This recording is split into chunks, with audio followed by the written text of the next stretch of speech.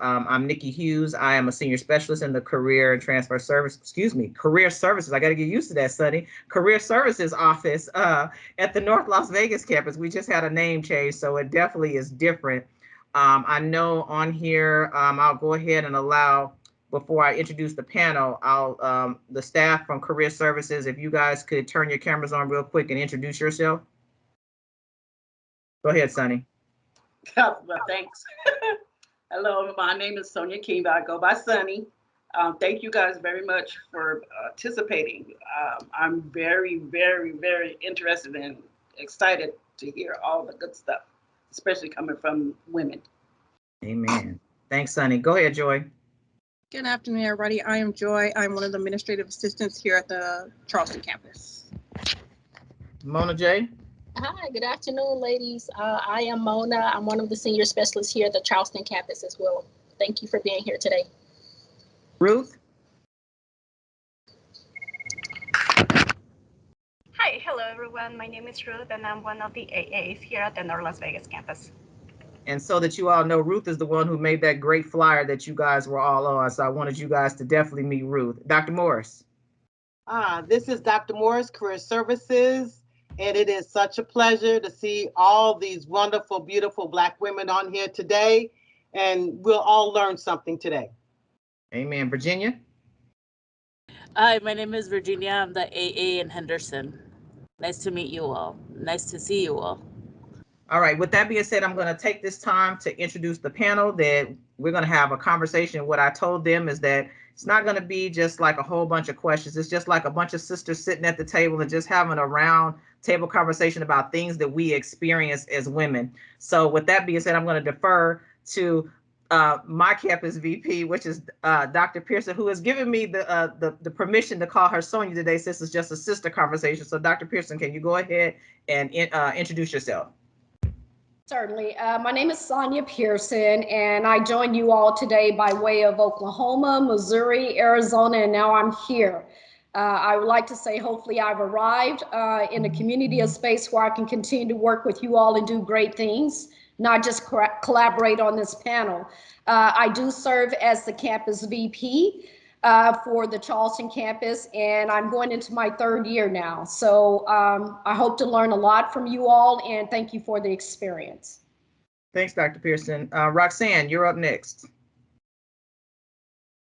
Good afternoon, everyone. I am Roxanne McCoy, and I am your Las Vegas NAACP President, and I have been president for the past 8 years, and I am honored and look forward to the women's dialogue we're about to have today. So thank you for having me.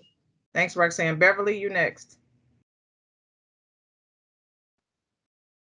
Hi, everyone. Can you guys all hear me okay? We Good. can. My name is Beverly Jordan. I am a Las Vegas native and also a Las Vegas realtor. I am excited and honored to be here as well.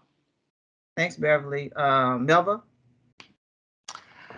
Hi, everyone. I am Melva Thompson Robinson. I am a professor of social and behavioral health in the School of Public Health at UNLV. And I am excited to be here and share a little bit about how we got here and what we're doing. Okay, there's Morgan. I was like, she left and then she came back. Okay, unmute yourself, Morgan, and go ahead and introduce yourself. All right, I'm just in time. I am Morgan Jackson. I am an English teacher here in Las Vegas, as well as a PhD student, wife, and mother.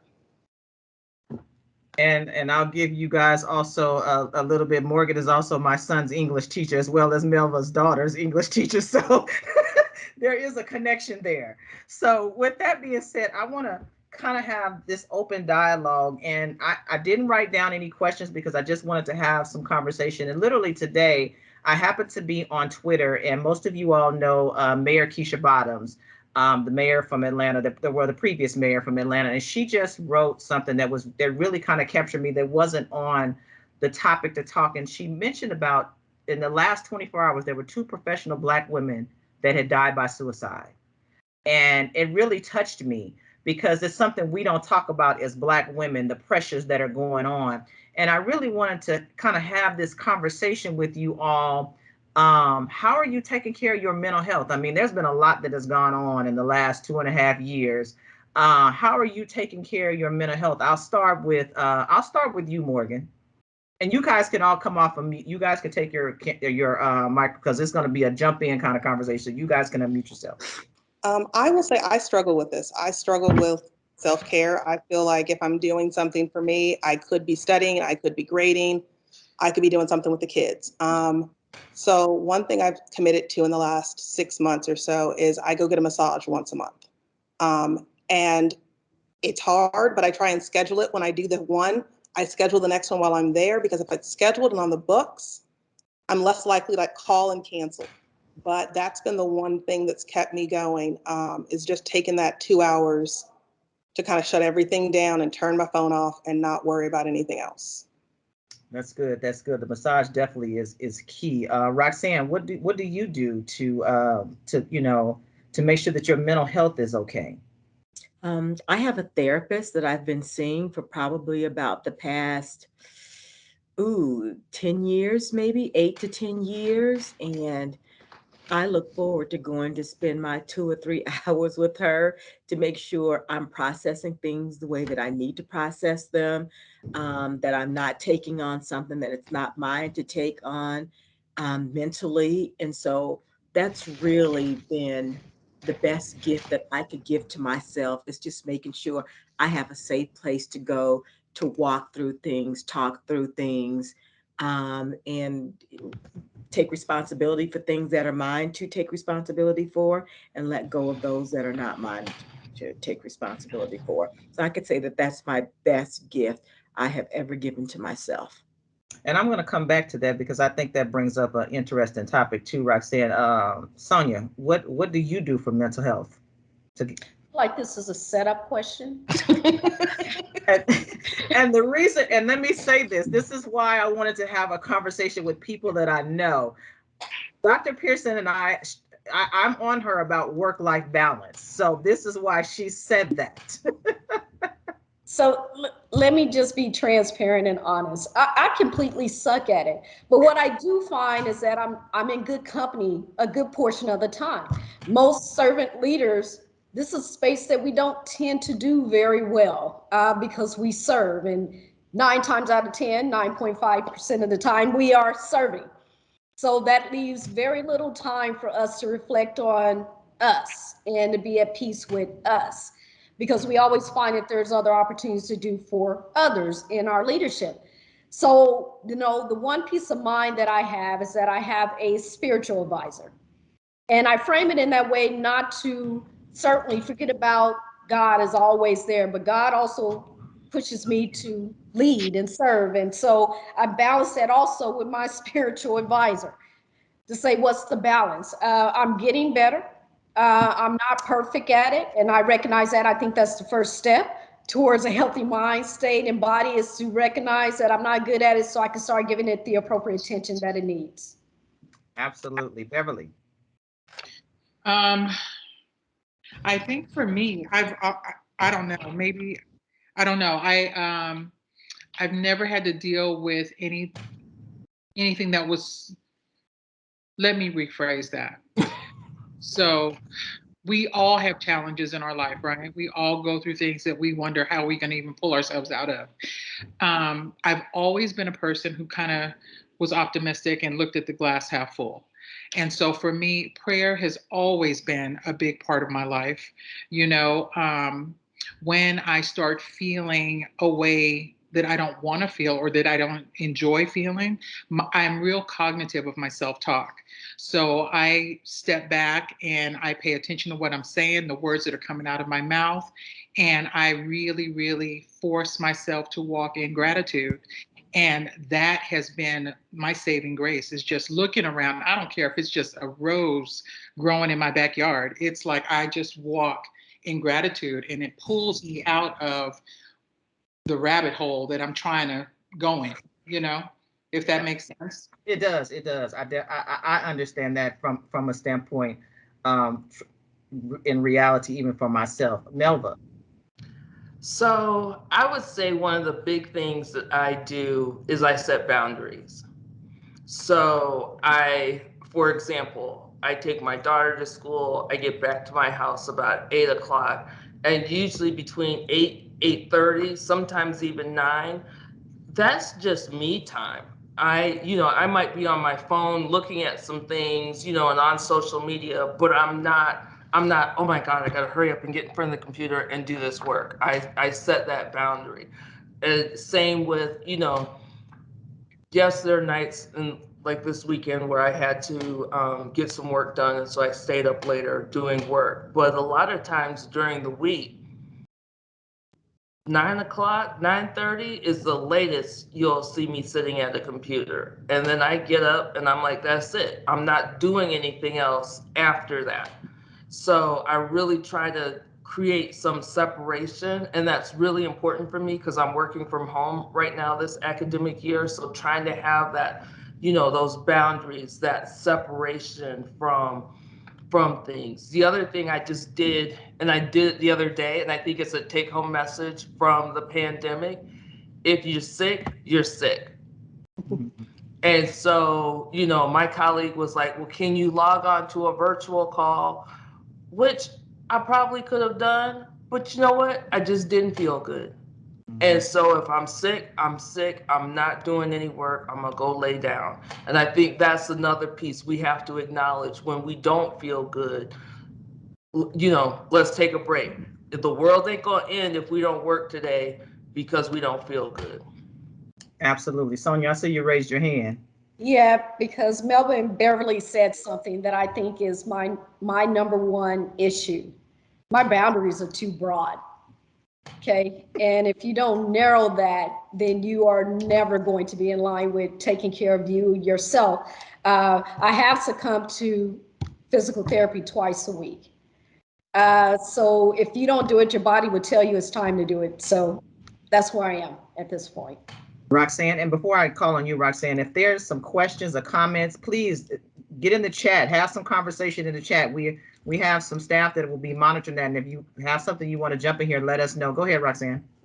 Well, I think that the other ladies did say some really good things about boundaries, and boundaries are so important. So luckily for me, my counselor that I go to is a Christian as well.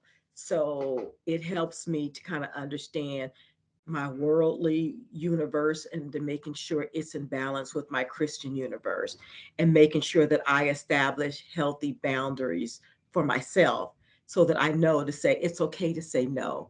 It's okay not to be able to have to do everything for everybody because they need you, because people are going to always need you.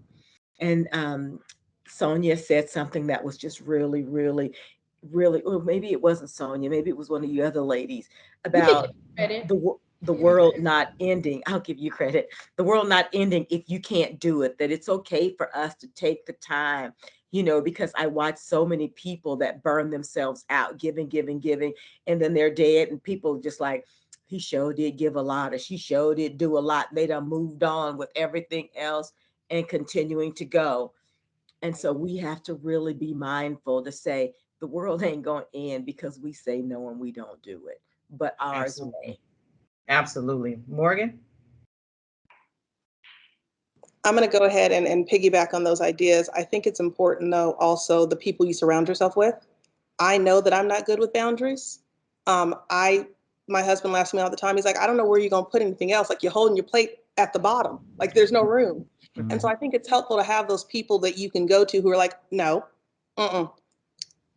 as your friend, as someone who cares for you, I'm not letting you take anything else on. Like, I think sometimes, we need to make sure that we're surrounding ourselves with people who have our well-being in mind as well, who will tell us when we've gone too far and kind of check in with us. Like, are you sure you can handle that? Because sometimes we don't see it. We're a little blinded to it, but it's important that the people around you, have your best interest as well. And I'm definitely going to circle back to the circle part, but I'm going to pick on Dr. Pearson for a little bit. It's going to be hard for me to call you Sonya, so I'm just going to go with Dr. Pearson because she's one of the bosses on the campus, so it's really hard for me to call her anything else. So, but Dr. Pearson, we have had conversations definitely about the work-life balance and really slowing it down.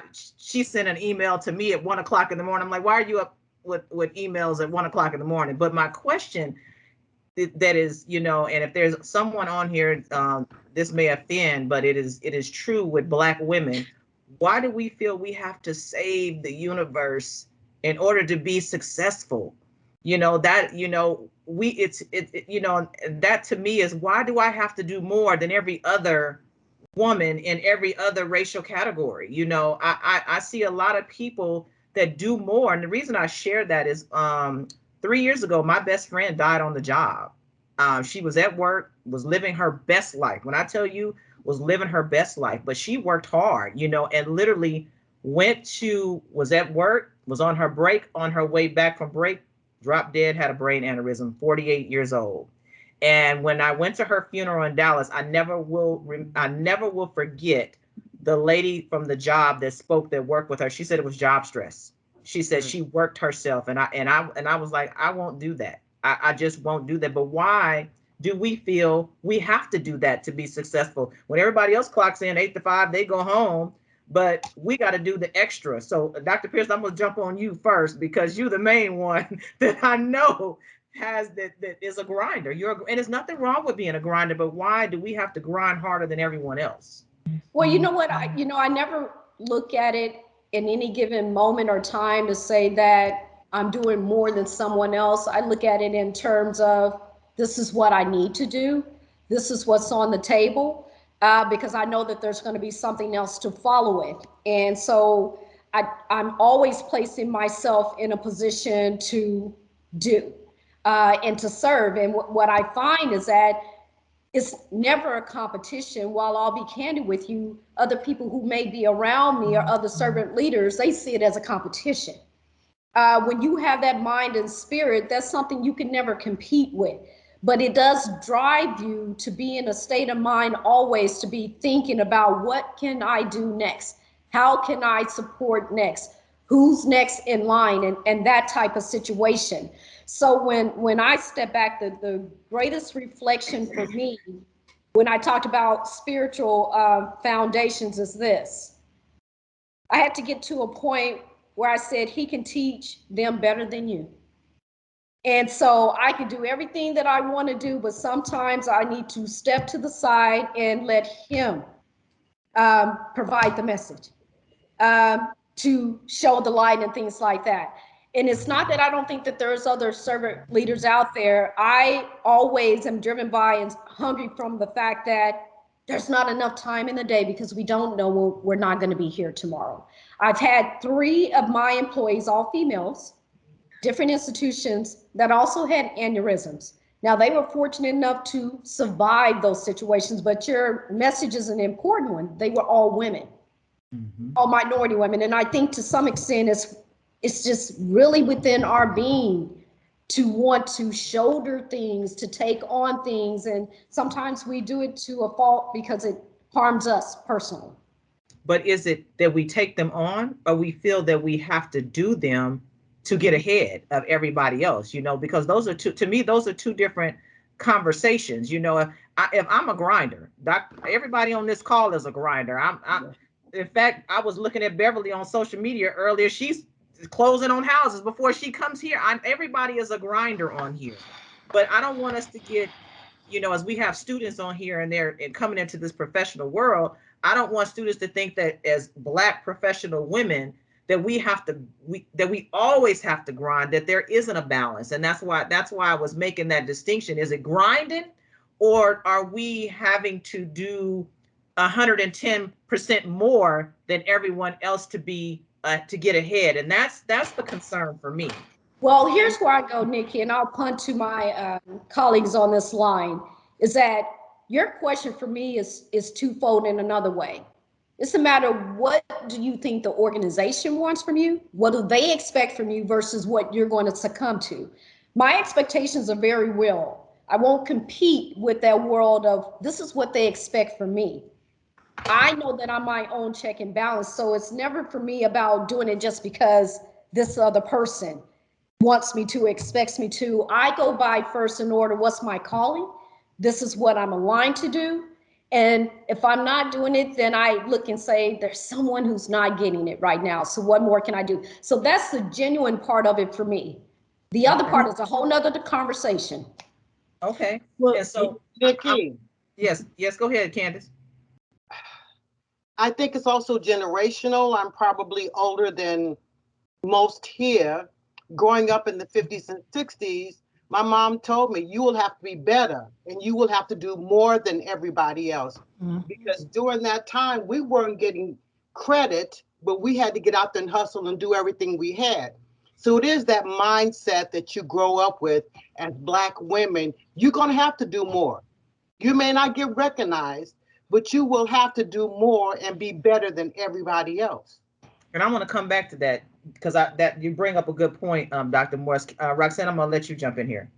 I was going to say, I agree that we did grow up in an era to where we had to do more, we had to be better. But I also think that as Black women, it's already in us to continue to serve and to give and to do, because we had to multitask on so many different levels. Like most of us are multitasking: school, work, families, community. We're multitasking all that, and somehow we've just been trained to feel like it's our responsibility. It's what we have to do. And I think some of that is true, but I think some of that we need to deprogram ourselves, because it's not all of we can't take on the weight of the world and then continue to be efficient and effective at the things that really matter to us at the end of the day. So. Absolutely, Roxanne. Go ahead, Morgan, and then Beverly, I'll catch you after Morgan. I completely agree. I definitely grew up with as a Black woman, you've got to work twice as hard to get half as much. Somewhere in there, though, I think part of my identity got wrapped up in how I helped people and what I accomplished. And that was really hard for me to kind of separate out that who I am as a person is not dependent on how much I get done at work or how many things I'm doing. But somewhere in there, I began to conflate the two growing up, that who I am is in part with what I accomplish. And that took a lot of deprogramming that my value and worth is not tied into those accomplishments. And I don't know where it came from, but it just was an intrinsic thing that I feel better when I'm doing for people. Like, that genuinely makes me happy. I enjoy helping people and doing things for people. But somewhere in there, it got crossed over to, well, if I don't do or I can't do, that diminishes who I am as a wife, mother, or friend. And so those two things really, they're so closely related that I still struggle sometimes with, I'm not doing enough. And it's like, by whose standards? And really, it's me. It's not an external thing. It is me, myself, personally, looking at me saying, well, you could have done this if you hadn't done that, or why didn't you accomplish? It's an internal thing that I'm still trying to deprogram. Okay, I get it. Go ahead, Beverly. I was just going to say, I think that, watching our parents and the way that we were raised, and we develop a standard. We develop a standard for ourselves. We pass that standard on to those that are closest to us, whether it's our closest friends or family members, our children. And then in return, what we get is expectations. And now we're trying to live up to our standards, expectations of ourselves, expectations of others. And like Melva was talking about, it's important to know your boundaries. It's important to set your boundaries. But now those expectations and those standards are there, and they're not going anywhere. I get it. Go ahead, Dr. Pearson. And that's what's so beautiful about that. And I return to what Morgan said, and it reminds me of the conversation with my husband this weekend, bless his heart. So he stated to me, you got to learn how to let go. And so what I do in my work life, I put just as much into my marriage. And again, bless his heart, because he puts up with that. But the thing is, for me, as Morgan stated it, it's a matter of, I'm so driven by helping. But then at the end of the day, my underlining fear is that I won't be there to help, but more importantly, someone else won't do it. And I don't like to see that. That's what drives me more so than anything. And so when he asked me that, it's like, I would love to let go. I would love to stop all of this. I said, Absolutely. But at the end of the day, I also look at how many people fall and suffer. Even just one would bother me. So I think it's the fear that I have. And Roxanne, I see you, but I want to bring up a point, and any of you guys can jump in. It's nothing wrong with serving. I'm all for serving. I'm a server by nature. I'm all about serving. But it's some of it, and I'm all of you all are professional women, and some of you have multiple degrees. I'm working on multiple degrees.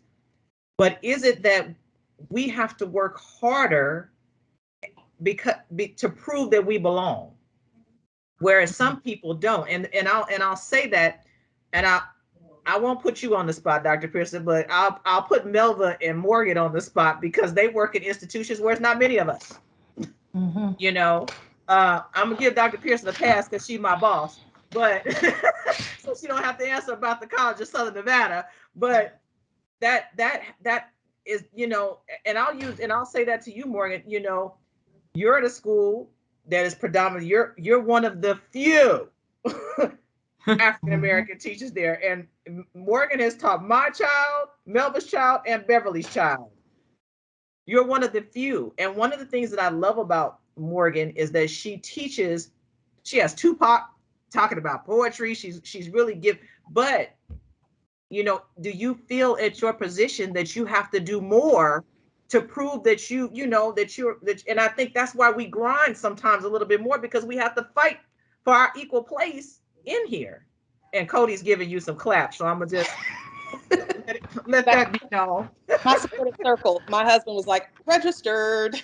He was like, so yeah, so let me just tackle some of that, okay? Because in the world that I'm in, yes, some of it is I have to do more than, and some of it is I have to do more of stuff that I'm not going to get credit for, and that doesn't count. And compared to my stale, male, and pale colleagues. I gotta write that down.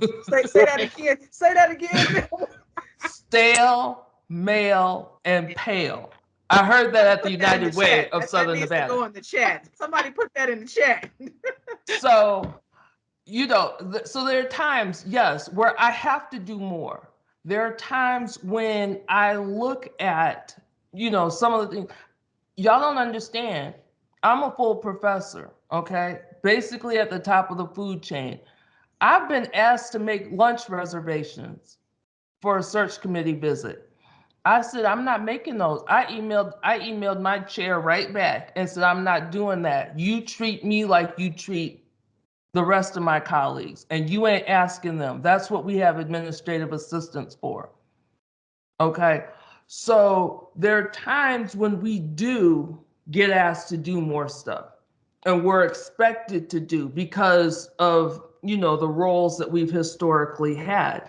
But we've also got to have the willingness to stand up for ourselves and say, I'm not doing that. And that's enough.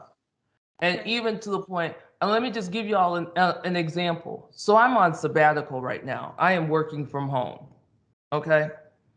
And doing it all academic year.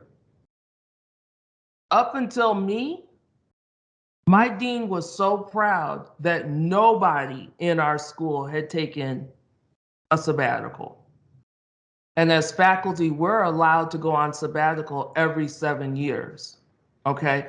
For the record, I'm in my 21st year as a faculty member. I was well overdue. Okay, well overdue. Wow. And I had a friend who said, you need to go ahead and do this. This is about you. Forget them, do you. And sometimes that's what we have to do. We have to do us. Sometimes we have to say, you know what? Yes, it would be great if I was grinding 60 hours a week. But here's the thing. You're only going to get paid for 40.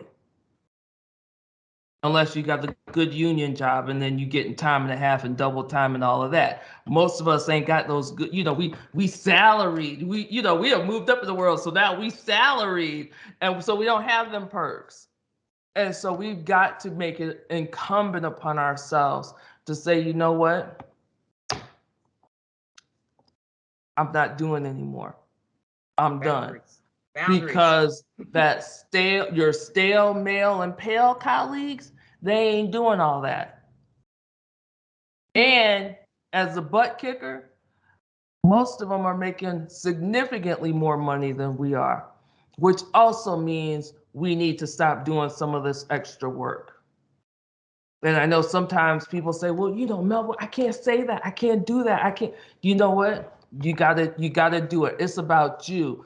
It's not just about their careers. We have to be selfish about our careers and our families. You know, a lot of them going home, 2-parent households, you know, they're sharing everything, and, you know, the kids are, you know, doing whatever. You know, some of us are going home to 1-parent households. We are the ones who are there for our children. We are the ones who are there, who are responsible for making sure they've got meals and getting homework done and, you know, getting to practice and doing this and doing that and all the other stuff that, you know, our kids want to do. So we have to set the boundaries. We have to say, you know what? How do I work smarter and not harder in order to get the work done? And if there's some stuff you can't do, there's some stuff you can't do, and you need some friends around you who are willing to step up and say to you, you know what? Don't do that. Just don't do that. And Melva, I appreciate that. And Dr. Pearson, I'm so glad I'm recording this, because I will be sending this recording to you in particular. I'm gonna let Roxanne jump in here. You know, I was just thinking, and I did like that thing, stale, male, and pale. But, you know, just as females, it's not just the pale males, it's our Black males as well that we have to do more than. Like, I think about being president of the NAACP. I mean, they set the bar high as hell for me because I was a woman. And for that reason, and the only reason, when my predecessors, it's like, you didn't do a quarter of what I did. And that was okay because you were the right gender. But because I was a female, I had to really exceed expectations and then continue to go beyond them in order to just to be respected in the same space.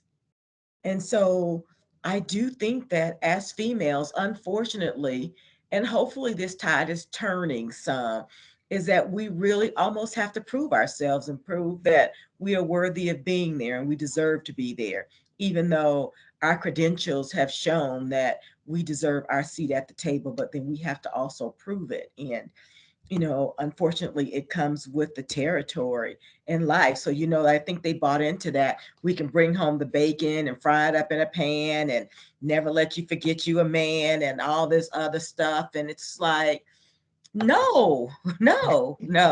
It's just a no. You know, we're going to fry this bacon up. We're going to do this together as a team, and us as women not feel like we have to carry all of that on our own so much.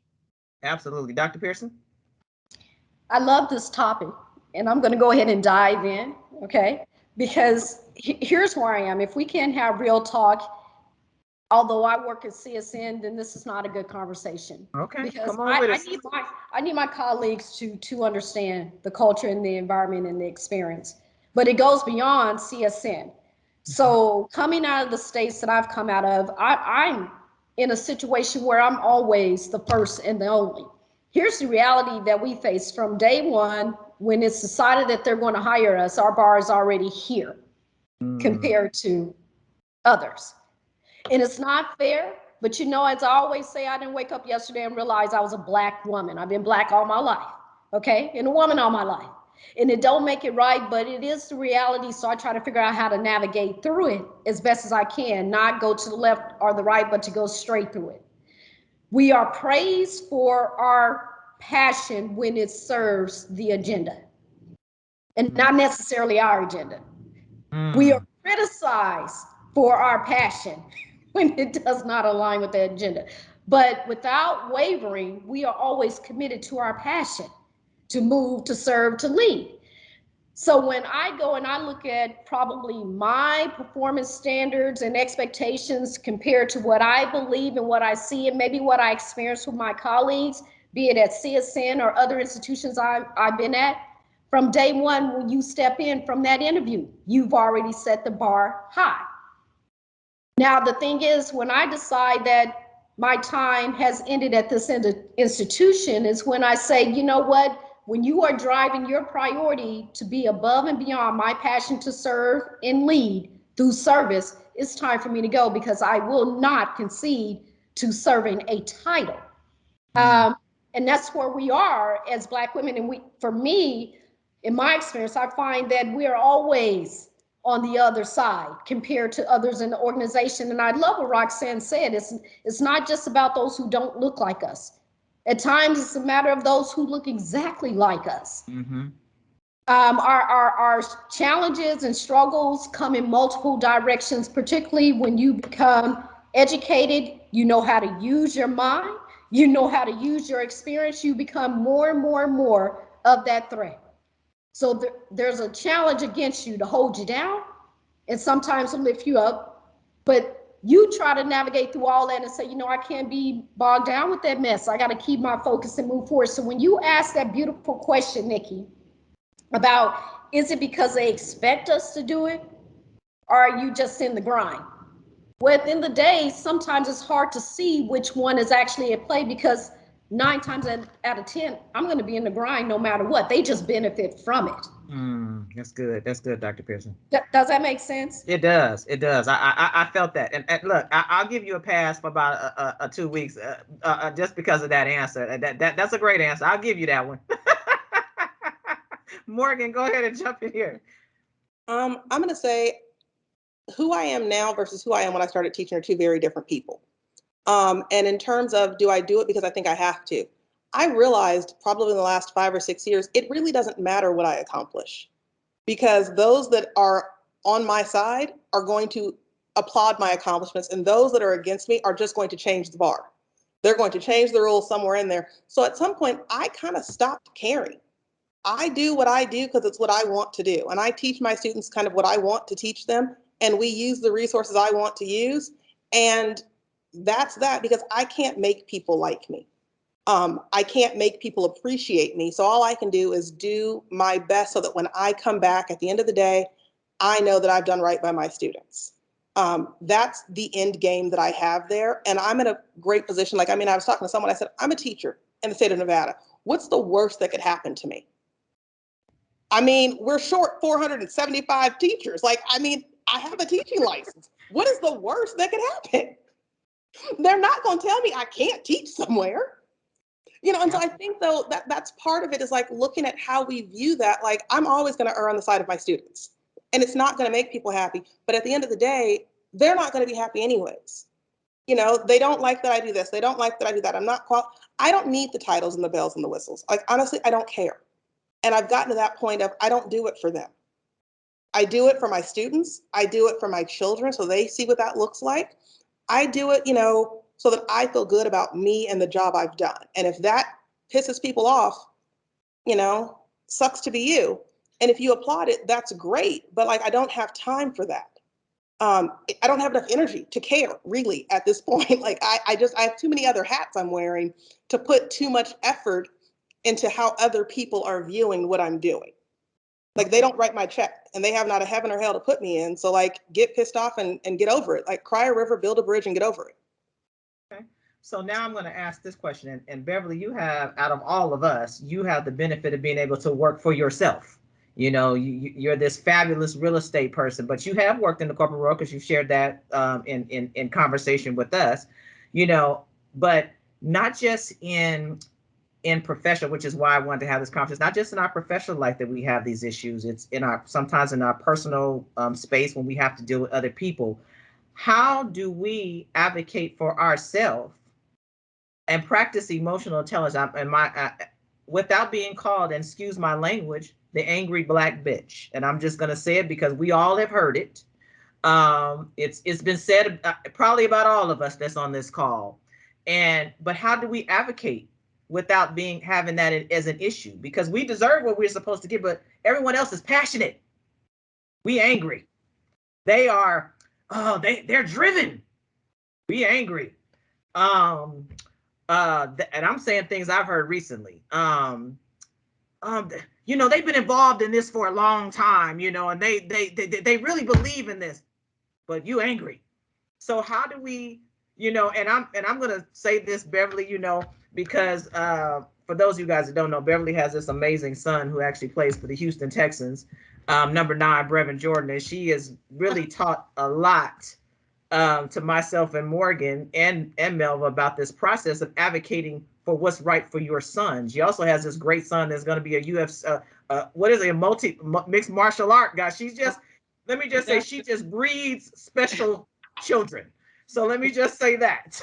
Well, I can help with athletic genes for sure. Yeah, that's right. Well, but I say that because you're in those rooms. I give Beverly you a lot of credit, because when it was coming down to what your son Brevin needed, you were like, oh no, this is not going to happen. This is not going to happen. But when you're in those rooms, whether it's professionally or personally, how do you navigate through that? So for me, my own personal experience, I mean, being in the corporate world and stuff like that, I have always looked at something as like, kind of like the beginning to the end, right? The ends to the means, right? What I needed to get to the next step. So, I mean, I shouldn't say I'm non-confrontational, but I'm kind of not. And what I mean by that, it's not that if something is wrong, I'm not going to speak up, because you will hear me, you will feel me. But I kind of go into my workplace, and you guys are in a different position than me. I mean, you have to be passionate about your students. I have to be passionate about my clients right now. But it's kind of like I go into work. I'm not trying to make friends. I'm not trying to do this or do that. I am going in there for one reason and one reason only. I am here because I either need the benefits that you have to offer, or I need money. And that is because I have a whole life outside of this workplace. And that is my focus. And so every position that I've ever been in, and I've been in positions that were pretty good. I've been blessed, you know, but advocating for myself, it was always, I didn't have to do a lot of that, because it was always my work ethic. It was always the value that I had in myself that advocated for me. So I didn't have to come in and like change a lot of rules or demand this or demand that. It was like that my work ethic and what I bring advocated for me. You know, I don't know what you guys are up against when it comes to the educational system, because that's something that's completely out of my realm. You know what I mean?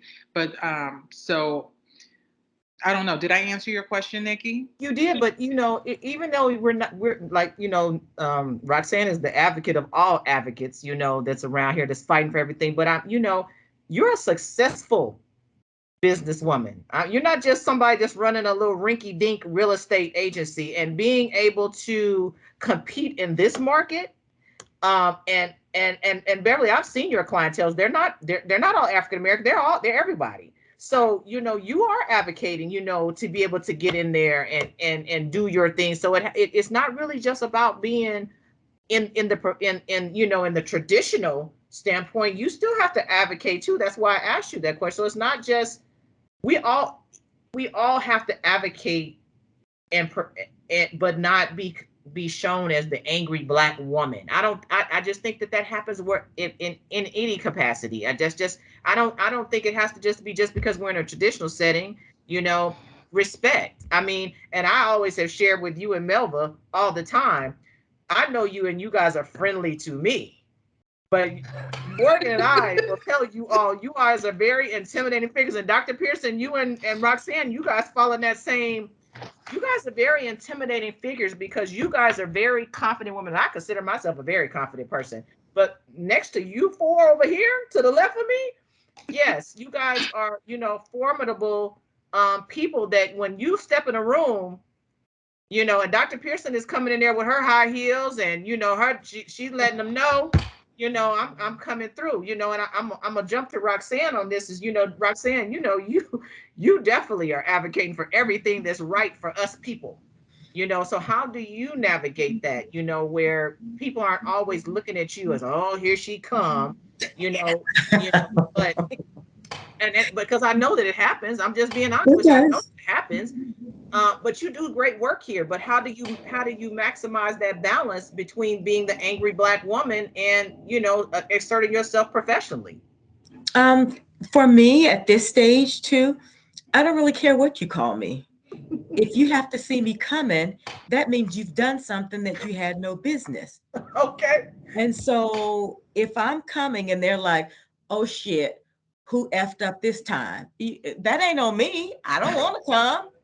Right? But you're going to give me a label no matter what I do. And I prefer you give me that label if you're going to give me one, because I'm coming to make sure you're going to do right by us one way or another. And so if giving me the label is the least of it, then so be it. Bring it on, because I got plenty I can give to you. So I really don't care.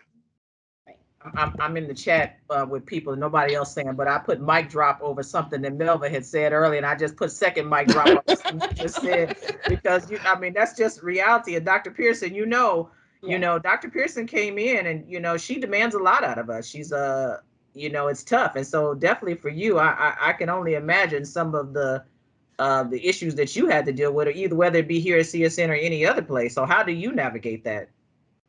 You know what? I put it in a couple of buckets. So let me be honest, okay? They can call me whatever, but it's what I answer to, and how I answer. You know, we hear that all the time. We heard it as little girls growing up. But here's the thing. In our world of work, and I love that you say that, it's not just higher education. I've worked for the Urban League. I've worked for the Private Industry Training Council, UPS, you know, you name it. That industry, I've been immersed in it. And having a PhD and having a JD, and then being in higher education for all the years that I am in it, at the end of the day, nothing has changed in this way, one industry to the next. We look at it and we're in a situation where we have to have permission, but then you have to have privilege to have permission. That gives you the right to speak. Here's where I accelerate beyond that. My degrees, my mind, and my education, my experience didn't tell me I had to wait on those first two. So I'm going to exercise my right to speak at any given time and appropriate. And I don't just speak just to be talking. And I realized that even when I don't speak, even when I recognize that powerful women go into a room and we don't speak, our silence becomes more impactful than anything we say. I can leave a room and I've had individuals say, oh, well, you had a lot to say. And I said, that's interesting, because I didn't say not one word while I was in there. You know, and I'm not running a pilot test and things like that. So it's like, we're damned if we do, we're damned if we don't. And someone said it well, maybe Roxanne and Morgan, but I'm not going to chase that chicken with his head cut off. I'm not going to catch it. At the end of the day, my thing is to always be real and be prepared for any dynamic, because they're going to give it to you whether you want it or not. So someone also mentioned, I'm not trying to be friends. And I don't know who said that, okay? But we all probably felt it. And here's the funny part about it. When you echo that, it is about emotional intelligence. Because if we say that, then that in itself becomes confrontation. Well, she don't want to be my friend. Well, I'm sorry. They didn't pay me to be your friend. They paid me to put in the work. So if I'm putting your friendship and that comfort above the work, then we're not going to progress, which is why many institutions of higher education do not progress, because 80 to 90% of it is about, did I make you feel comfortable? But if I'm in a room and I can just sit there and be quiet versus say something to make you uncomfortable, then that's the issue. That's the real issue that we need to transcend through. We need to get past that. And we can't do it if we don't have these type of conversations. Absolutely. Absolutely. Melva. So, yeah, a couple of things. One, some days it still angers me. In 2022, I walk in and I'm the darkest person in the room. As light bright as I am, I'm the darkest one in the room. And so because of that, there's some days I look at at what's going on and who's in the room, and I choose not to go in the room. Everybody else can walk past the room. I sometimes need to walk past the room and not choose to go in there, you know? And sometimes people don't understand it until I say, well, you didn't go in the room. Why should I have to go in? And then they're like, oh, okay. And it becomes a different tune. The other piece too is around some of this, and that thought just went right out of my head.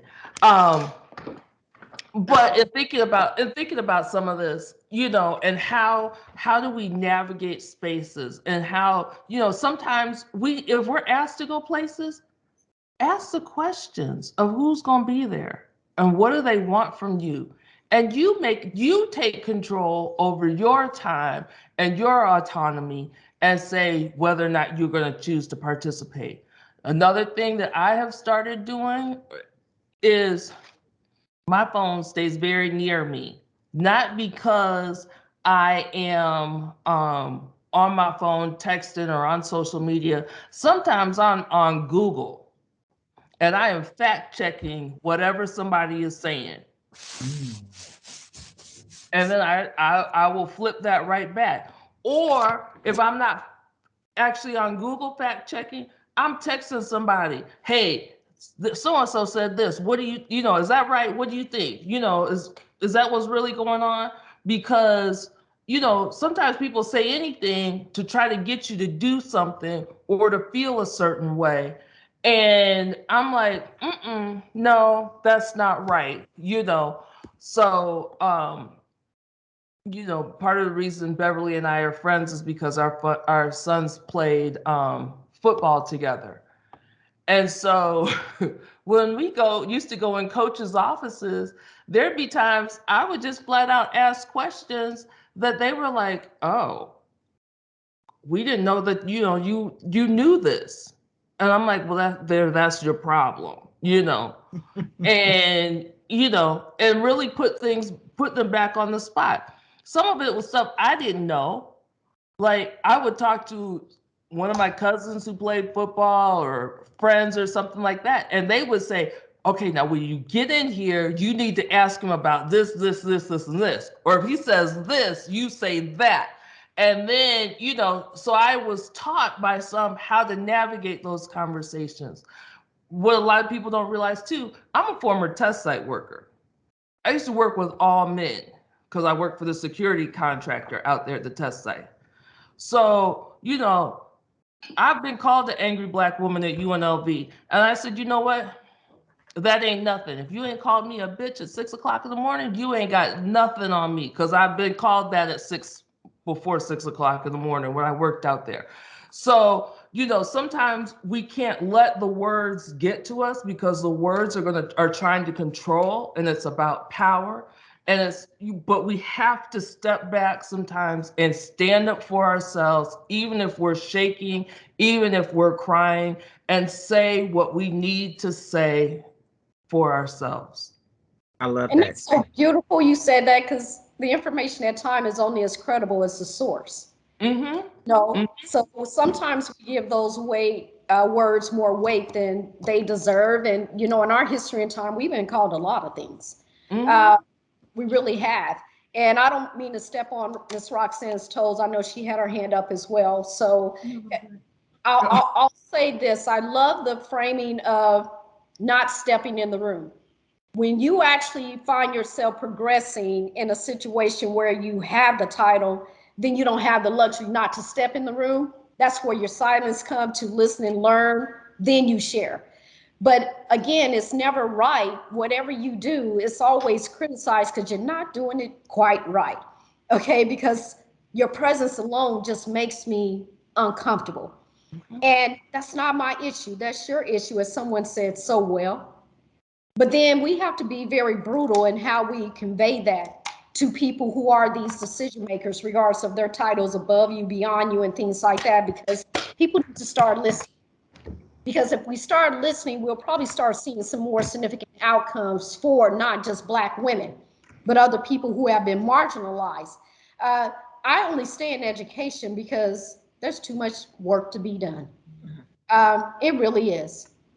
And we are supposed to be leading the way, and we are so behind the way, it's ridiculous.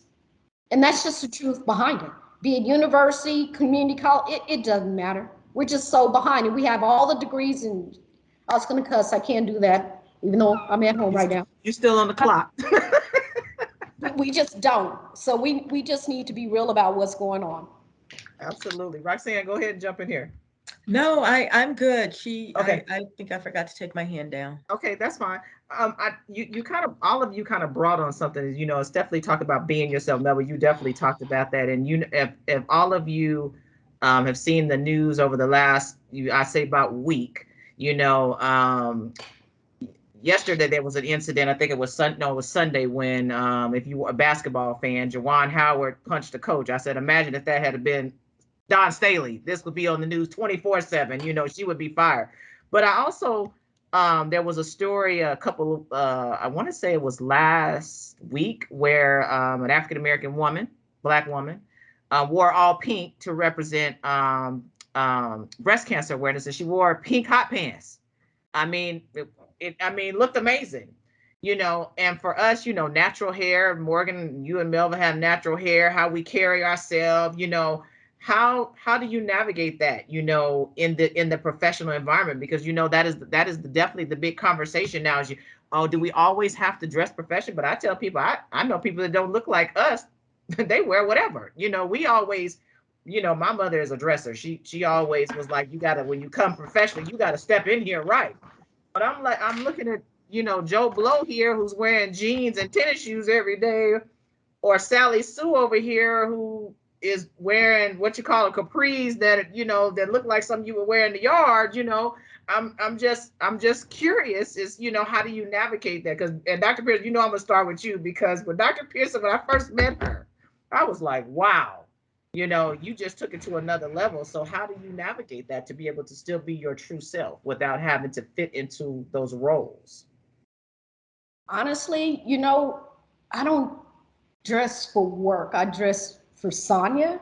Mm-hmm. So even outside of work, my attire is no different than what I wear to work. Because, you know, my mom always instilled in us, you know, represent you first and foremost. And that's how I feel to represent myself. So I know there may be reflections from others that I'm trying to impress them, and that's just a level of maybe insecurities from those individuals. Mm-hmm. But my style, my presence, my thing has nothing to do with them. It has to do with how I represent. And I asked that question because I knew the answer to it, but it's you didn't use the word that I thought you were going to say. You know, Dr. Pearson has this word she likes to use: if it's sexy, I'm wearing it. You know, if it's sexy, it looks nice on me, I'm going to wear it. You know, if it makes me feel good, I'm going to wear it. And you didn't say that, but I wanted to say that because sometimes I have students that, you know, that will ask those type of questions. And I want them to hear, especially from a Black woman perspective, you know, how does that feel being in the corporate world? Roxanne, I definitely wanted to get you to jump in on that as well. I mean, you know, I dress for me. I am just authentically myself. And if I feel like jeans today and I don't really care what anybody else is wearing, then that's what it's going to be, is jeans today. But I just try to always represent myself first, so that I am proud of the way I look and how I present myself first and foremost. And so I don't follow any norms. I roll with what I'm feeling at that moment. And you get to be unapologetically yourself, whatever that might look like. Absolutely. And I think you're also more comfortable that way too, Roxanne. And when you operate in that realm. Beverly, I saw you want to jump in there. No, I was just going to say that, you know, we all have to be authentically ourselves, right? And I mean, there are some professions where you don't have a choice. You have to wear a uniform, you know, and there's other professions that you can express yourself to a certain degree. And I just believe that you have to kind of pick and choose your battle. What's really important? Is it important how I dress? You know what I'm saying? Is it important that I buck up against this rule? But you have to pick and choose your battles. What's important? What's more important to me? What's not? You can't go into any place and be one of these people that's bucking up against every single rule they have. I mean, we teach our kids that. You know, you have to follow the rules, you know what I'm saying? But at the same time, try to find some type of a balance where you can be true to yourself as well. Absolutely. Melva, go ahead and jump in here and then I'll get to you, Morgan. So, I worked at a university where in the school that I was in, we had to dress every day at work. To the point in Tallahassee, Florida, in the summertime, they expected us to wear pantyhose. Okay. You didn't see Roxanne's face. I don't know. I did. I saw it. That's why I started laughing. Like, I mean, that was expected, because they expected the students to do that, so they expected the faculty to model that. And I get that. When I got to UNLV, I, did that for a little while, for a few years. And then I looked around again at my stale, male, and pale colleagues, and they weren't doing that. And I said, I don't need to do that. I don't need to. I'm buying essentially 2 sets of clothes. I'm buying something to wear at work and then something to wear when I get off. And I'm having to run home and change before I go to practice and, so on and so forth. So I started wearing jeans to work every day, tennis shoes, and I've got some orthopedic issues. I've had knee surgeries and Achilles tendonitis surgery. So wearing heels ain't comfortable for me. And if I'm expected to do that, that just ain't gonna happen, which in part is part of the reason I'm hesitant about moving up into administration, because if the expectation is that I've got to dress a certain way, then I'm like, I don't know if that's really for me. Now, let me just tell you, since I've been on sabbatical and I'm at home all the time, I have to look at my calendar when I get up in the morning and I'm like, damn, I got to meet with so-and-so. I can't put my baseball cap on today. I gotta put on a shirt that doesn't have some words on it, kind of thing. And that's my thought process. But, at some point, especially if your colleagues are doing other things, if that makes you feel comfortable being, wearing, not being, and let me say this too, because this is something that's really has bothered me in particular in the last couple of years. Things that are said, oh, well, she's not professional. Oh, she's not this. She's not that. Okay. And it's not about being professional. It's you are not acting like they want you to act. That's good, Melva. And we have to be mindful of that. When somebody says, well, that's not professional, or well, I determined that this was, then we have to separate ourselves and say, you know what? For you, for some, for others. So whether that works for you, doesn't mean it's going to work for me. And we have to be very comfortable sometimes with saying, if you want to dress for work every day and you want to come in looking a certain way, that's fine. But, you're going to have to be okay with me coming in with some jeans and some tennis shoes on. And when I go back to the office, there might be days when I'm not teaching where there's going to be a baseball cap on my head, and I'm going to be comfortable doing my work and let it be done. And before I jump in here with Morgan and then Dr. Pearson, I saw you, it definitely is an opportunity for me to definitely talk about it from a career services standpoint, because the millennials do not wear dress clothes to work. If you're looking at what is going on in the world now, they don't dress up anymore. That's just not what they do anymore. They're coming in shorts, they're coming in t-shirts, they're coming in jeans. It's not, and this is the other thing I always used to tell people. I actually worked for a judge before I moved here, who required us to wear dress clothes every day. But at that point, I had to come down and say, we are locking people's kids up who are in poverty. I was also doing child protective service work where most of them were child neglect cases, and we're going in these people's home dressed to the nine. You can also portray an image to them that I think I'm better than them by the way I'm coming in there, and those of us that are working in higher ed, sometimes when they come into career services, they may think, oh, you think you better than me, and they may not feel comfortable talking to us. So I'm I'm with Melva. Will tell you, I'm with her. Y'all, I wear sweatshirts, jeans. Melva, I'm thankful she didn't put her. She either has a UCLA hat on or a Michigan hat on. Those of us that know, she that's just who she is. That doesn't make her less professional. I mean, if you sit down and have a one-on-one conversation, she's one of the smartest people I've ever met in my life. But you know that we always get, it's always a little different for us when it comes. So I'm glad you brought that up. Go ahead, Morgan. Well, Nikki, let me just add to that too. Some days I do work in the community. So I'm over at Nevada Partners meeting with people. You know, I don't come in, I'm Dr. So-and-so, you must bow down to me, you know, because I have all these degrees. No, I come in as, hey, I'm Melva and I'm doing whatever. Now, staff and other people, oh, Dr. Melva, oh, Dr. TR. But, you know, if I'm trying to do stuff with people in the community, they don't need to know that I'm Dr. Thompson Robinson, I'm a full professor at UNLV. They just need to know I'm here. And in fact, there's probably plenty of people that my son has played football with who have no clue that I have a doctoral degree in what I do. And that's perfectly okay. But you know what, Nikki? Go ahead, Candace.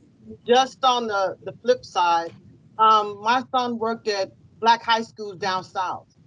He said he always came in a shirt and tie. He wanted those kids to see something they did never see in a black man. He works at a HBCU. He goes every day in a shirt and tie, just so those black college kids could see something other than jeans and a t-shirt. So it just depends on what you're trying to give your students. Oh, absolutely. I definitely would agree with that. And, you know, Melva talked about her son. Her son is the quarterback for UCLA. And so he hopefully will be drafted next year. So hopefully we could, you know, that's why I said we operate in different realms, personally and professionally, you know. And so like you're saying, Melva, you're going in those rooms, you and Beverly, and they don't know what your professional background. They just think that's just Brevon's mom or that's just Dorian's mom. They don't realize that you come with some credentials, but I don't have to showcase it. You know, I could just, like you said, I could be like, bam, I know that that's wrong, or, you know, that's not what I know to be true. And so, you know, I definitely agree with that. Morgan, I'll let you jump in and then go ahead, Dr. Pearson. I just wanted to point out, and I think it comes up, and I think it's part of what we're talking about here, is the idea of authenticity. I think that we get so caught up on, are you being professional, are you not professional, that we stop looking at, are you being authentically yourself? Because regardless of what you're wearing, who you are comes through in the conversation. And so we have to note that part of like, are you playing a role? I have small children, and I teach K-12. So I deal with very kind of, and I'm not saying higher ed isn't impressionable, but my kids are 8 and 10, and I teach 11th and 12th graders. So I spend a great deal of time with fairly impressionable people. And I try really hard to be authentically myself because I don't want them to have to unlearn the things I had to unlearn as an adult. It took me years to be comfortable with wearing my hair natural. Even going natural, it took me forever not to have to straighten it for graduation or prom because it felt like that was more professional. Or watching how we talk and the things we say and being very like, oh, you have to speak a certain way or other. And it took a really long time to figure out how to be authentically myself. And I think it's beyond whether or not we're dressing professionally, and are you being true to who you are? I always joke, I am 100% me, regardless of who I am and where I am. And it's so funny because I talk to my kids the same way I talk to my students. And so when my students see me with my kids, they're like, oh, there is no air about me. And I will say to a student, whatever I'm thinking or however I want to say it, because no one's ever going to come to my student and say, well, Ms. Jackson said, blah, blah, blah. Like, yeah. And they're going to be like, yeah, I know. How do you know? Well, she told me on Tuesday. Like, before I say it to anybody else on Wednesday, I've already said it to the kid. But I think it's that authenticity. I teach them and how I present myself, how they can present themselves. And I don't want my daughter to have the hangups about good hair and bad hair. And that you have to, oh, do you want edge control? No, because my edges are nappy and that's just the way they are. Like, I don't know what to tell you. Like, I'm not going through the whole straightening process. I'm not doing perms. We're done with that. And I'm very mindful that how I present myself is going to be, and I think Candace talked about her son and the shirt and ties. I don't think there's anything wrong with that. Not because it's more professional, but because he's being authentically himself. And that, I think, is more important in terms of Do you get up every day and feel like you're putting on some type of costume to go play this role? Or are you being you in the career that you have or in the field that you are? And I think that's a very important line that we don't really get taught, is how to just be authentic, how to speak ourselves and wear our hair naturally and wear the clothes that make us comfortable and be comfortable in our skin. And if we can't do that as the adults, then the students don't know how to do that, and they don't know how to partake of that. And we kind of perpetuate the stereotype and this issue. And 20, 30 years from now, these kids are having these same conversations of how do I get out of this?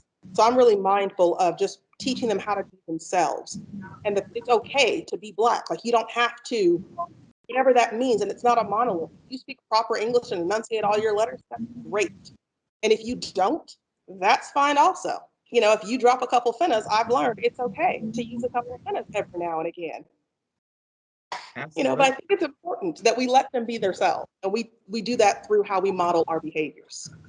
I love that. I love that, especially I'm hoping that students on here are really listening to that, because I think that's important, is that they be their authentic self. Dr. Pearson, go ahead and jump in. I love what Morgan has stated, and it circles back to some of my prior comments as well. I'll share this. Growing up, you know, there were times I didn't have water, gas, electric, all those things. My mom raising 3 girls. So we didn't have the resources to dress maybe how others thought we should dress going through grade school and things like that. But we still had mental strength, okay? And the peace of mind that regardless of what people thought, because we didn't dress a certain way, we were not going to be successful. So the person who chimed in and talked about, you know, her son and things, I think that is extremely important. But one of the other things that I hope that we instill in our young folks today and those who are growing up is this. Your mind is going to get you there, because when I look at these billionaires who are in the technology industry and outside of that, and I see what they have on, and I said, how in the world did they get in front of someone and get to where they are? So using our mind to be our best selves and to be strategic is very important. And I think our young folks today can see more professional people out there doing things than maybe they could before. And I'm just saying, do not become a victim to just style. I have Nikes, I have this, I have that. My style represents my spirit, my energy that I have in the inside. And to be appropriate in going out and exchanging with people, because I also realize this, going back to what Morgan said, I can have on the best outfit ever, but if I make you feel uncomfortable, it doesn't matter what I have on. They're still going to characterize me, criticize me, nitpick what I have on, all of that. It doesn't make a difference. With a suit, you know, with a dress, with jeans, it does not matter. It's about the discomfort that people are in when we are in their presence, that we have to try to move forward on as best as we can. Absolutely. I definitely want to be mindful of time. Normally, and I told you all that normally our workshops are like 2 to 3, but I was in the chat and everybody was enjoying it. I want to be mindful because I want you all to be out of here by 3:30. I'm surprised I've been able to keep Dr. Pearson on this long, because her schedule is super packed. But I did have some final 2 kind of round robin questions that I did want to ask. You know, what would you tell your young self that you know now? You know what, and that could be professionally or personally. You know, as you all know, the students will see this. You know, and I always tell my students, my journey was I changed my major 4 times before I found out what I wanted to do, and I actually had to go in the field and then figure out that that was what I wanted to do. You know, I don't feel, and Morgan, me and you have had this conversation as well. I don't feel that high schools prepare students enough for careers.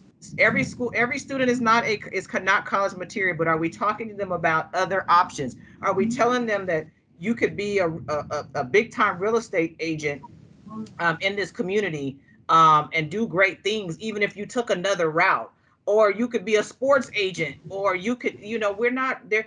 And I always tell my students, back when we were growing up, most of us, there wasn't CSI. It wasn't a big thing. Somebody said, you know what, how can we do? And I'll tell you, the first time we heard about CSI really was the O.J. Simpson trial, and that was 94, 95. And there are careers now that are being created that people that weren't in existence before. So I asked that question, as you look back on your life, what would you tell your young self? And Morgan, I'll start with you. I would say if I had to go back and tell my younger self something, or to the students, it would be to find your people. And I know I started with that in the beginning, but I think there's something to be said for finding like-minded people. Not that we want to do the same thing, we may have, but like, do we have the same goals? Are we pushing each other to climb higher? Someone who's celebrating your successes with you, as opposed to talking about you behind your back because you're not doing this thing because you're studying, or you're not going here because you're saving to do this. It's finding those people who share a commonality and a common goal that will support you. I tell anyone, I just got done talking to someone, I have a degree in English, I am a teacher, and all of it is by accident. I didn't pick any of these things. I dated a guy who's now my husband, who was like, you need a major, let's go through the book. And we went through the course catalog way back when they printed those things out. And we went subject by subject. And he was like, you like to read, you like to write, why not be an English major? And I realized I'd taken the classes as prereq. So I was an English major. And when I was getting ready for graduation, what am I going to do? He's like, well, why don't you sub for a little bit and figure out what you want to do? You know, you can make some money, you can pick your schedule. Sounds good. It worked. And I got into it and was like, wait a second, I like this. I got fed up in the district, and he said, here's the application. You know, they're hiring over here. And I was like, you don't say. But I say that because, one, he's amazing. But two, it's about having people around you that are pushing you. You know, when I stressed out and said, I don't know if I want to go back and get a doctorate. Like, can I handle that? Like, I'm going to teach full time, and we got 2 kids, and they're doing 8 million activities, and I'm going to go to school? And he was like, yeah, you are. And every time I say I'm going to quit, he's like, no, you're not. But it's about having those people who you go to. Who are the people that you go to when you're stressed and frustrated, who aren't going to tell you, just quit and do X, Y, Z? Who are your friends? Who's your circle? Like, you have to have people. You're not going to be able to be strong enough all the time. So when you're weak and you're frustrated and you're ready to throw in the towel, who do you contact who says, not an option? Would you like tacos? Would you like this? That's great. What you can't do is quit. Like, you have to have that. And I think if younger me had that early on, I'd probably be so much further ahead, because for so long, I was the only one pushing myself, and that gets tiring, and you got to like stop and take a break. So you need people who can push you to get higher. Okay, Beverly? I think if I could go back and tell myself, my young self, I would just say relax and trust your intuition. Just trust, you know, everybody that you run to, especially if you're all like-minded and all have in the same age group, trust your intuition, right? Trust your intuition. Okay. Roxanne? In addition to what both the previous ladies said, I would say find something that you love, something that you're passionate about, and do that, because that will make you the most successful person of all early on. And success isn't just about money, but find what you truly love and let that be your driving force to be your profession. Okay. Dr. And Pearson? it will never feel like work. Okay, that's true. That's true. Dr. Pearson? Okay, I'm going to answer this in twofold really quickly. Okay, don't let the cell phones be your greatest investment. Invest in you. Okay, I'm going to say that. Okay. The other part of it is, for me, it was really just thinking about what problems do I want to solve? Get away from these traditional thinking, the line of thinking about what do I want to major in? What problem do you want to solve? Too often we pick up our phone and start filming crap. Step away from that and think about how you're going to solve the problem rather than film the problem. So that's what I want to share. Okay. Melva? You're on mute, Melva.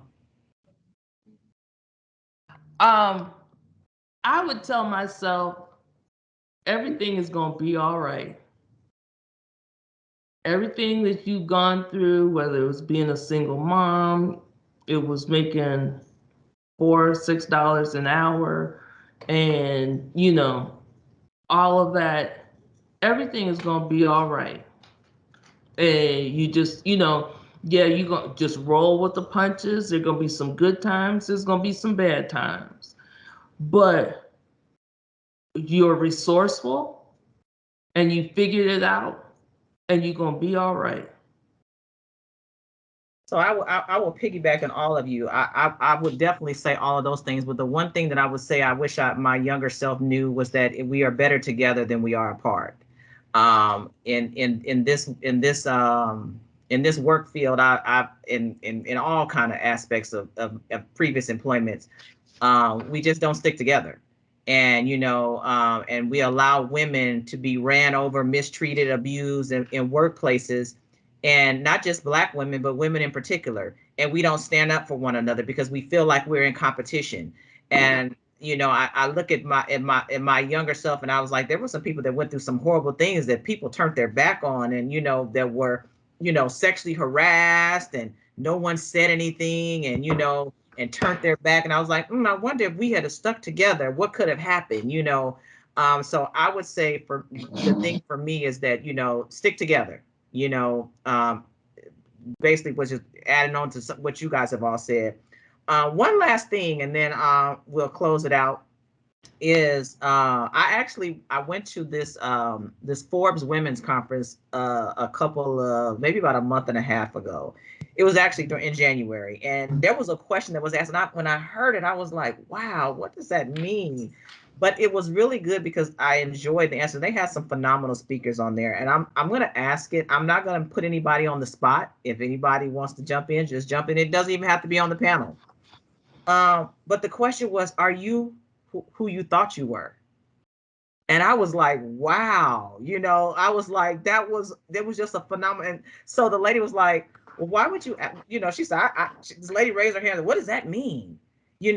Are you authentic to yourself is what she was asking, and I thought that was the most phenomenal question, because I'm like, how often do I ask myself, am I who I thought I am? I just live, I'm living my life, and I'm just thinking, oh, I'm just living my life, but am I who I thought I am? And I'll answer it first. And if anybody, whether it's the panel or in the chat, wants to jump, I am not who I am. And I'm being honest with myself, because while I am a strong person, I put a lot of people before me. And those of you all that know me, my kids, my family is definitely before me. So, you can't be strong if you're not taking care of self first.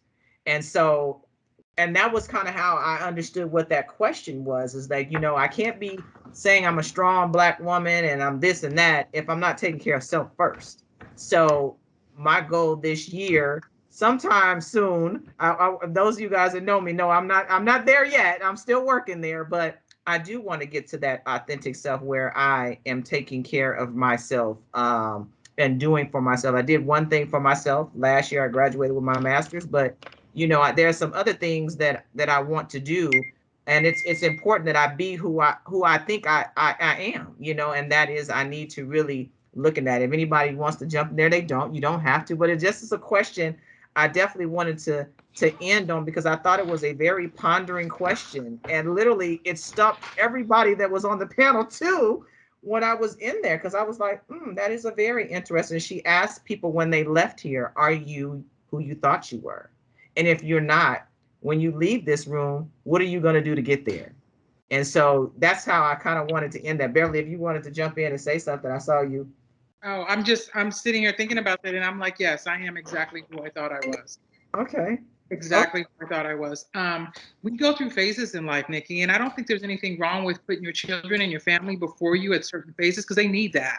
There's too many children who don't have parents that put them first. They have parents that are very selfish, and it costs them their dreams. So it comes a point, there's phases, there's certain phases. If at one point in my children's life, had I not put their needs before my own, whether it was, oh, I want to take a vacation, I'm not paying for that camp, or I want to go to sleep, I'm not driving you to practice, they would not be where they are today. Absolutely. So there's a give and take. But when it comes to who my authentic self and who I am, absolutely, I am exactly, and this girl has been molded for 52 years. And I am exactly who I thought I would be at this point in my life. And I can't wait to see who she continues to be. I think every goal I've set for myself in life, I think I've accomplished. Oh, that's amazing. And I love the feedback. Go ahead, Roxanne. You're on mute, Roxanne. I don't know if you knew it. Okay, I didn't. Thank you again. I would say that Sometimes I am, not always. You know, sometimes I surprise myself at things that, you know, I find myself doing. You know, you want to believe that in given these situations, I'd be this person. And sometimes you turn out and then you're actually this person. But I think that as we continue to mature, we evolve, and it's a continual evolution that takes place within us. And I think that as long as we are Black women and alive, we will continue to be better versions of ourselves and learn more about who we are and who we can be. So sometimes I feel she's there, and sometimes I feel like she's still a work in progress. And I'm looking forward to seeing what she ultimately turns out to be as well. Absolutely. And Morgan, before I jump in, I see Jessica Berger. She's on the call. Jessica, go ahead and jump in. Hi, everybody. Can you guys hear me? Yeah, we can hear you. Just speak up a little bit more. Yeah, sorry, my headphones have been a little crazy. I would just like to say you guys were all so very inspiring today. I always love to go to anything like this.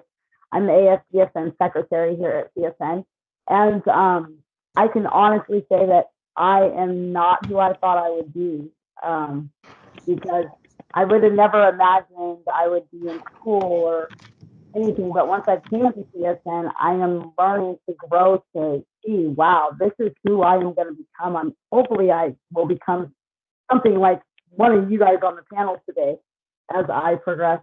You know, I'm not one of the younger students. I'm one of the older students. So when I sit back, even when I look at our student body president, Zachary Donegan, and I look at him from when he first was a senator, and I had a meeting with him and was like, why should I be part of student government? You know, what could you give me to convince me to be part of student government? And I look at him now and how much advocating he does and just how much he has grown. If you just look at his Instagram page and watch from when he first became president to now, I'm just like, wow, I hope I can grow like that one day. And so I am excited to see who I actually become, because for the longest I thought I knew who I was, and then I joined CSN and I was like, oh, wait a minute, I'm somebody totally different, you know?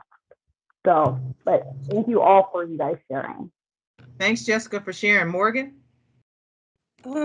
I'm going to say painfully that I am not at all who I thought I was, in the sense that I think I've underestimated who I could be. I think I lowballed what I could do. And I'm learning to aim a little bit higher. Like I think I lacked kind of context for things. And I was like, oh, well, look, I've got a great job and I'm married and we got kids and this is great. And like, this is me. And I'm beginning to realize that like, there are bigger things I can do. And so I am broadening. I looked at the flyer and was like, are you sure you want me to do this? Like, these are like really accomplished people. Like, did no one else return your phone call? Like, I thought that too. Before you got to my name. But, and I mean that like seriously, like I don't see myself in that way. Mm-hmm. And so I'm learning to look at myself in that way. And that has been hard because I thought I knew who I was and I thought I was fairly confident. I'm beginning to realize like I was not. That's good, Morgan. That's good. Dr. Pearson? Okay, two things. First of all, I am on my journey right now, and yes, painfully and boring, yes.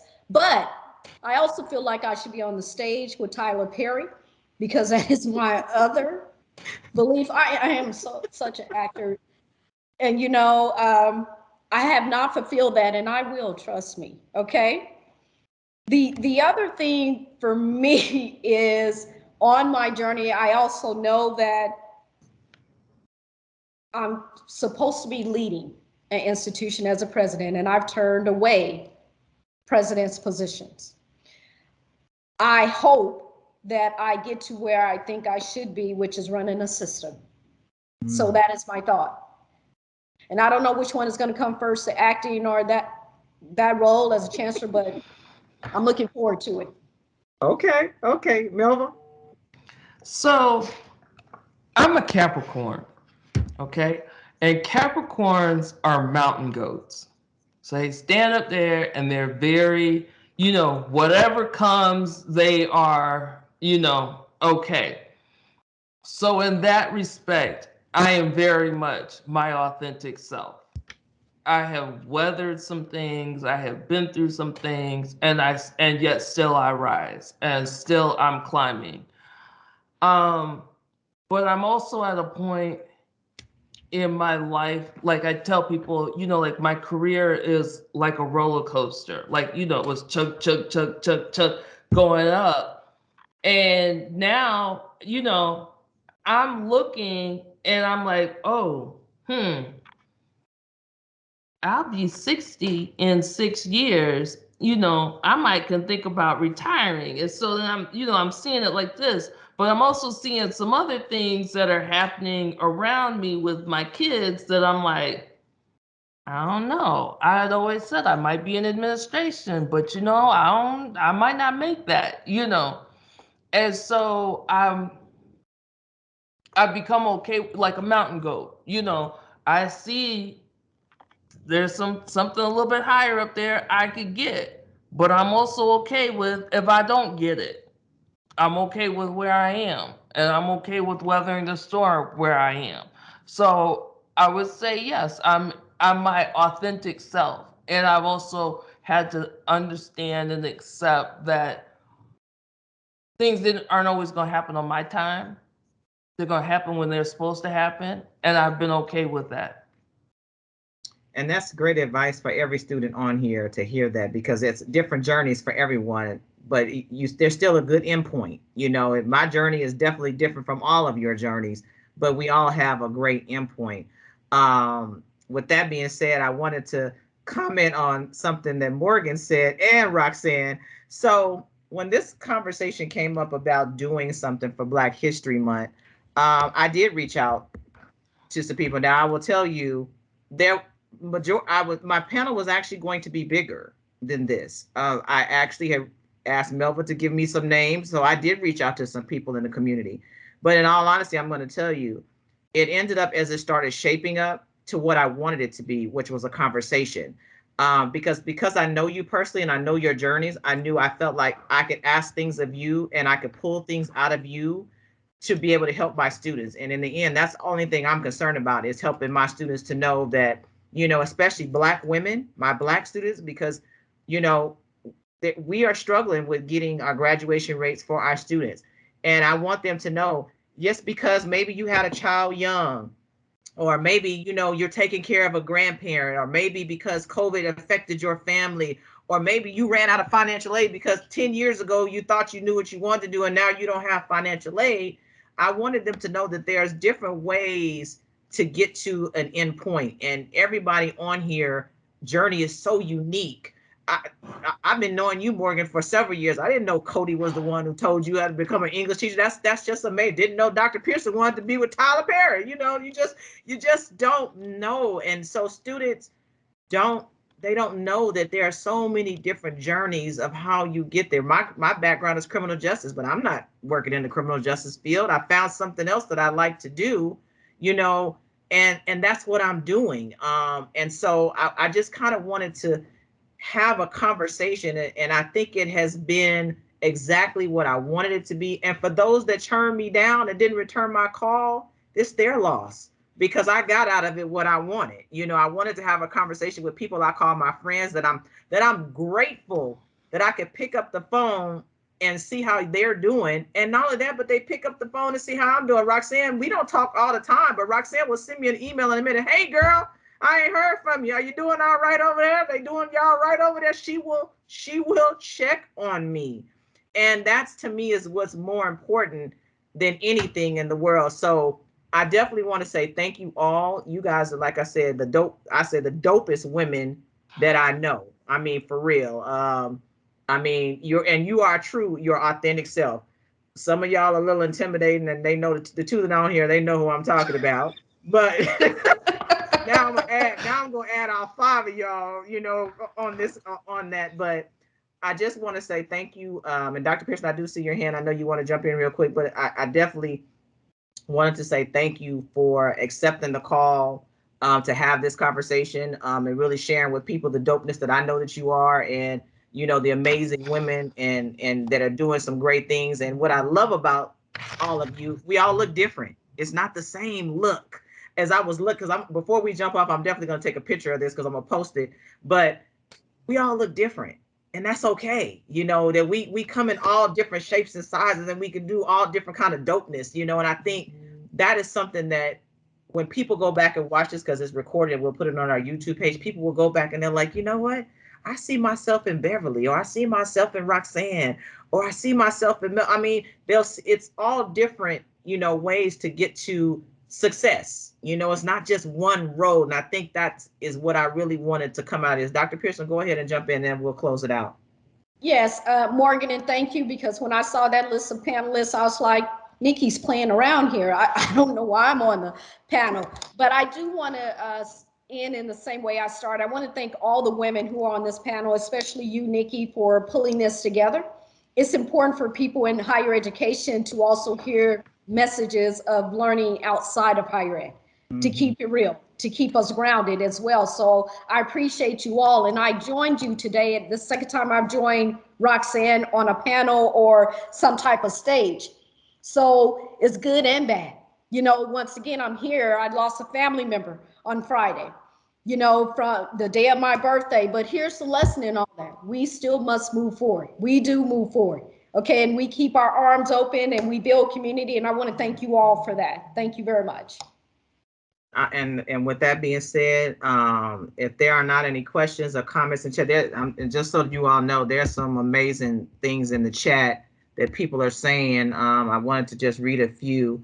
Sharita's on here, who is one of our she's our chairperson for our African American Heritage Committee. She was like, some of y'all intimidating to her too, but she's dope as well. And everybody that I know that's on here, they do some amazing things here. I know Mona put in here, thank you, panel members. This has been an enlightening conversation.